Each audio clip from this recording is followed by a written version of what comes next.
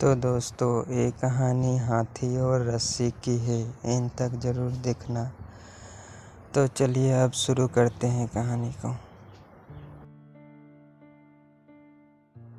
हाथी और रस्सी की कहानी। एक समय की बात है। एक बहुत ही शक्तिशाली और बलवान हाथी, उसे एक महावत ने बचपन से ही पाला और उसे तरह तरह के करतब सिखलाए थे। महावत प्रतिदिन हाथी को बाजार ले जाता था। हाथी बाजार में करतब दिखलाता था, जिसे देखकर लोग खुश होते और हाथी और महावत को पैसा देते थे। इसी पैसे को महावत एकत्र कर लेता था और उसी से उसकी रोजी रोटी का चलती थी। घर जाने के पश्चात महावत हाथी को एक पतली सी रस्सी से बांध देता था।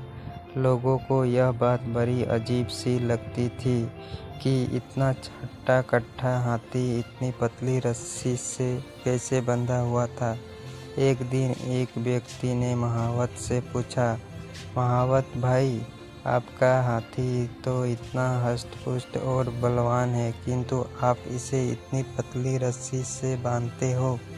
हाथी जब चाहे इस रस्सी को बड़ी ही आसानी से तोड़ सकता है, फिर भी वो ऐसा नहीं करता। इसका क्या कारण है? उस व्यक्ति की बात सुनकर महावत बोला, कई साल पहले जब मैं हाथी को जंगल से लाकर था, तब हाथी छोटा था। तब मैं इसे इसी रस्सी से बांधा करता था। उस समय हाथी बहुत छोटा था। उसने कई बार इस रस्सी को तोड़ने का प्रयास किया, किंतु बचपन में वह इससे तो नहीं तोड़ पाया। धीरे धीरे उसके मन में यह बात बैठ गई कि वो कभी इस रस्सी को नहीं तोड़ पाएगा। अब हाथी बड़ा हो चुका है, वो चाहे तो एक ही झटके में इस रस्सी को तोड़ सकता है, किंतु हाथी अब इस रस्सी को तोड़ने का प्रयास भी नहीं करता, क्योंकि वो सोचता है कि वह इस रस्सी को नहीं तोड़ पाएगा। किंतु अब वो चाहे तो इस रस्सी को एक ही झटके में तोड़ सकता है।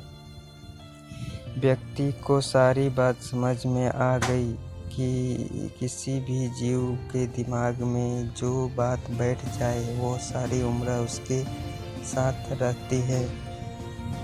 हाथी की कहानी से हमें शिक्षा मिलती है कि जो बात बचपन में हमारे दिलो दिमाग में बैठ जाती है, वो सारी उम्र साथ रहती है। इसीलिए बच्चों को बचपन में अच्छी सीख देनी चाहिए, ताकि वो सारी उम्र उस पर अमल कर सके।